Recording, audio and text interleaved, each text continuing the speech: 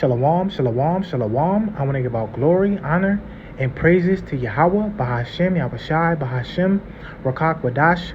Double honors to the elders and apostles of Great Millstone. Peace, blessing, and salutations to the hopeful elect scattered abroad, teaching His word in truth and sincerity. And I'm back with another lesson. And this is going to be on being obedient to Yahweh, Bahashem, Yahushai, and what He told us to do. Right? He told us to go onto the highways and hedges and bid them to the marriage. Right? So that's a part of the ministry. A part of the ministry is presenting your body as a living sacrifice. Right? Going out on the highways and hedges, preaching to the sheep. Right? Whether they hear or forbear. Because that's what we're called to do. Right? We can't say that we really believe in the words of Yahweh Bashim Al Shai and then don't do the words that He said. It's a scripture like that. What is that? Why callest me Lord, Lord, and do not the things that I say? Let's actually get that.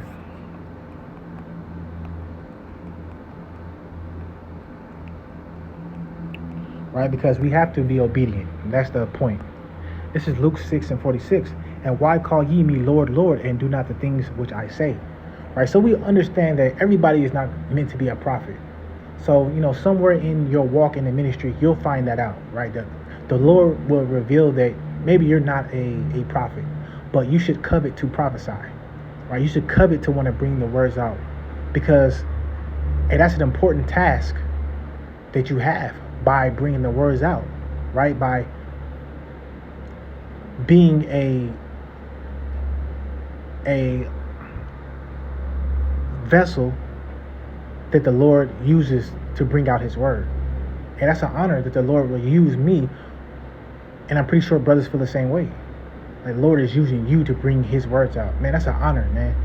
So that's a job or a task that you want to do. You want to be a servant to Yahweh Bashim Al Shai in bringing out His word. But if you're not, you're not. But that's what you should try to do. Right? Doing lessons online is good, but you should want to be on the highways and hedges. You should want to be with the brotherhood bringing out the lessons.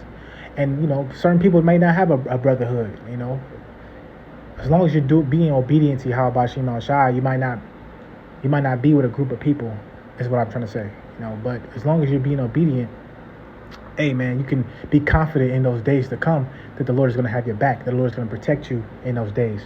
Right? So this is Romans 12:1. It says, I beseech you, therefore, brethren, by the mercies of God, that you present your bodies as a living sacrifice, holy, acceptable unto God, which is your reasonable service.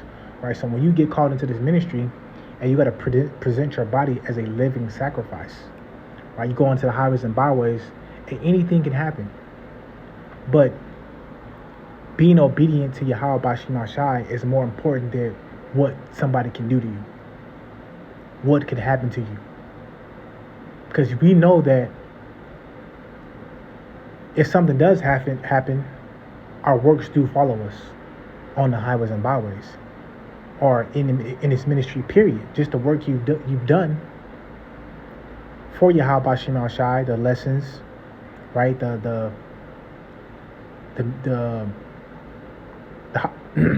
highways and byways. Those things are not going to be forgotten. So you want to make sure that you make your calling election sure, right? This is Ephesians 4:1. It says, I therefore, the prisoner of the Lord, beseech you that you walk worthy of the vocation wherewith you are called. Right? Because not everybody is called into the ministry. It's a lot of people out there. The majority of the world is dead, right? Spiritually. They have no clue what's going on. And the Lord chose you to bring out the word. Hey, that's an honor, right? So you want to walk worthy of the vocation wherewith you are called. Right? Because this calling for the elect is going to lead to eternal life. Lord willingly, we are of that number. It's going to lead to rulership and dominion over the whole entire earth. So that's a great honor, and it's something that we want to be worthy of. Right? So that's why we try to do everything possible to please Yahweh Bashim Al Shai. And the way we do that is by doing everything He said. not staying in the house and twiddling your thumbs and being a internet prophet, but actually going out to highways where people can see you, right? And that shows that you're not afraid of these people, nor are you ashamed of being a Hebrew Israelite. Because some people, they're ashamed, man. They see the garments and they see us speaking boldly, and they say, you know what, I couldn't do that. I couldn't do that, but it's because the Lord didn't put the Spirit on them to want to do it, right? So let's go to, I believe it's let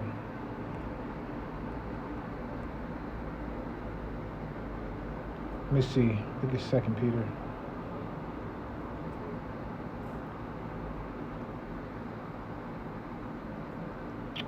This is 2 Peter 1:10. It says, wherefore thy rather brethren, give diligence to make your calling and election sure, for if you do these things, you shall never fall.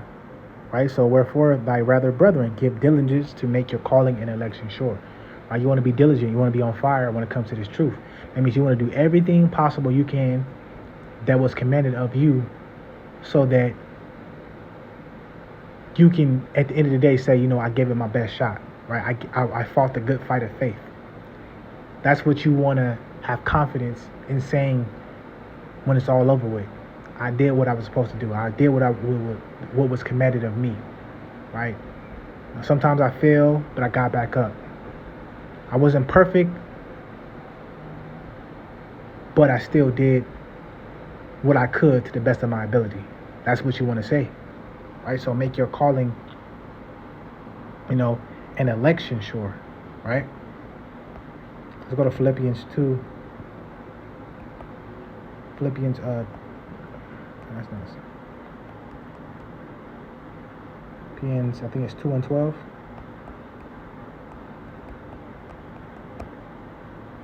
This is Philippians 2:12. It says, wherefore, my beloved, as ye have always obeyed, not as in my presence only, but now much more in my absence, work out your own salvation with fear and trembling.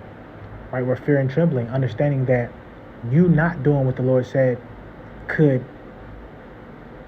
lead you into destruction. Right? It can lead you not to get the kingdom. Right? So you want to obey Yahweh Bashim Shai, and you shouldn't always have to have somebody urging you or warning you to do it. Right? Eventually, you should want to do those things. Of course, when you first get into the ministry, you're compelled by people telling you, hey, this is what you need to do. Right? So there's nothing wrong with people telling you what to do, but eventually those words of urgency of do this and do that should be something you're willing to do. It shouldn't be something that somebody has to tug you to do. Right? If you know that the Lord said go out to the highways and hedges, that's what you should be doing, willingly, to be that servant, right? That faithful servant. So let's go to Matthew 22:1, and this is where I wanted to start at, but the Spirit had me go to different places. This is Matthew 22:1, and Yahweh Shai answered and spake unto them again by parable and said, the kingdom of heaven is like unto a certain king which made marriage for a son. So we know this king in this parable is Yahweh, right? And that son is Yahweh Shai. In the marriage, who is he getting married to? He's getting married to the elect, because we understand this relationship that the Lord has with the children of Israel, right? It's likened unto a woman, right? It says Israel is likened unto a comely and delicate woman, right? So we are the Most High's woman. Right, and his marriage is being set up is for the elect.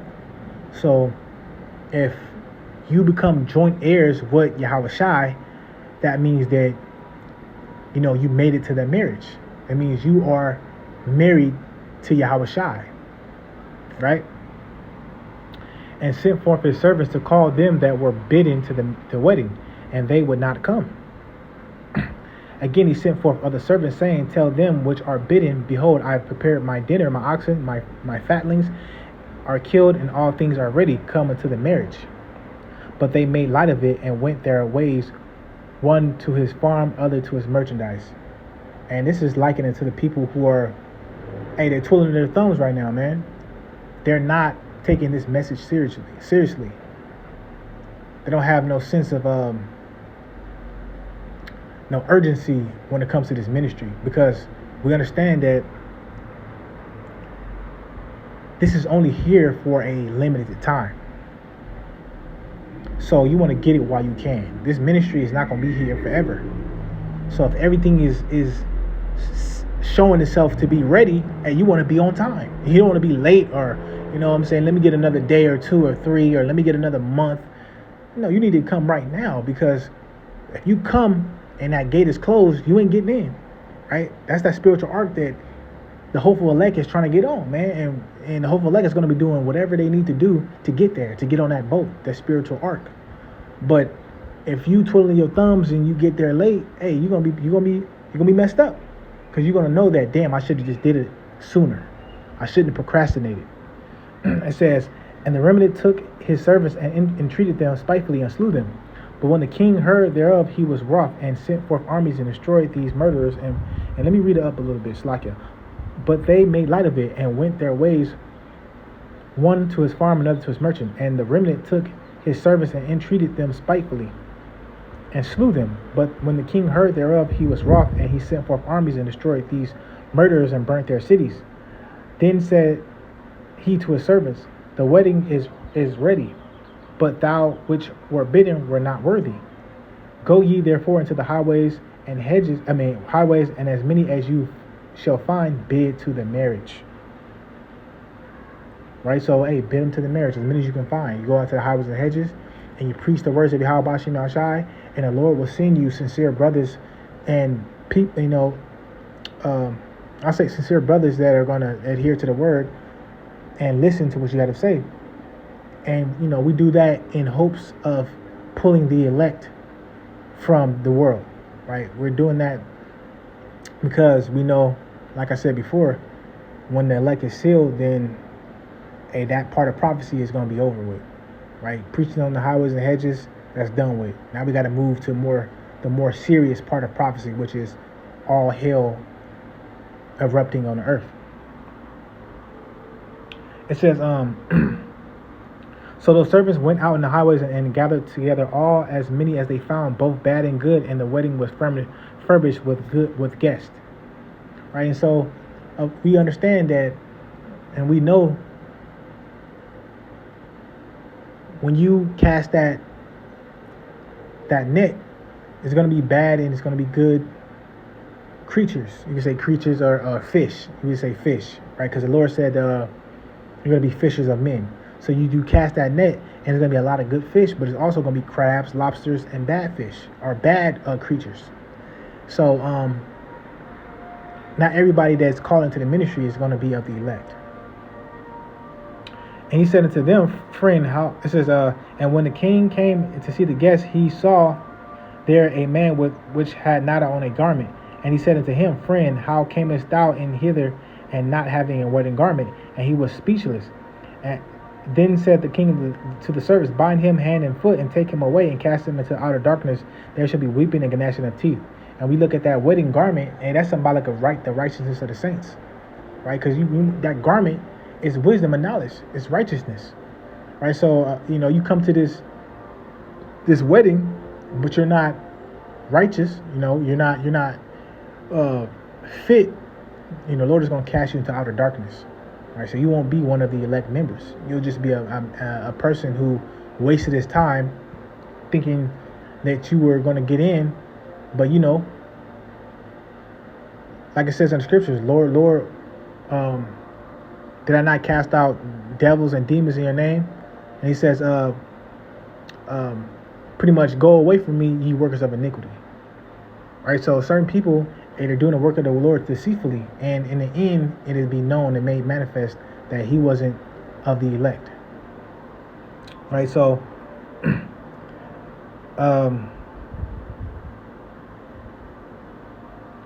and as it says, 14, for many are called, but few are chosen. That's why I said you want to make that calling election sure, because many are called, but few are chosen.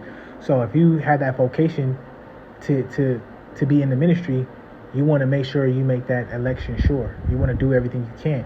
And going into the highways and byways is a part of that. You want to go into the highways and byways. You want to preach to the people, right? You want to be instant in season, out of season. You want to rebuke, exhort with all long suffering, because the Lord gave you that power, right, to do those things, just as He gave the apostles the power to preach and teach in His name, right? The true, correct teachings.